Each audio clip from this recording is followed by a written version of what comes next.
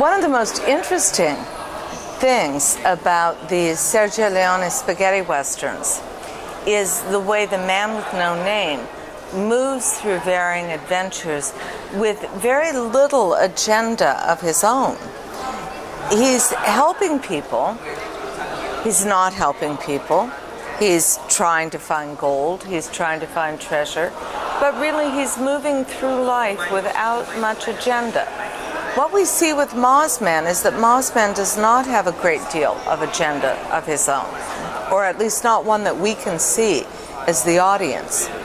And that's partially because in Journey to Mount Fuji, Mozzman himself does not know his agenda. And I think that is a strong parallel with the man with no name, because the man with no name, I think, is also unclear on his own agenda. Unlike Mozzman, however, the man with no name does not seem to be seeking an agenda. He doesn't seem to be seeking a goal or a mission. Life happens to him, and then he happens back. What we see with Mozzman is that Mozzman is not familiar with his agenda. He doesn't know what he's doing there.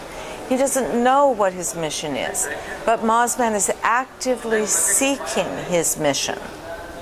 In terms of the acting ability, the way Clint Eastwood is able to keep his face so still and steady while creating emotion, while creating meaning through the slightest of muscular movements. We also see that in Yukito Kusunoki's portrayal of Mozzman himself, because Mozzman in Journey to Mount Fuji doesn't speak and barely communicates and does not use facial expressions at all.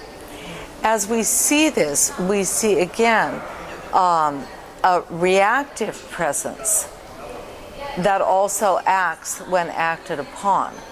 And this is what we see in parallel with the man with no name.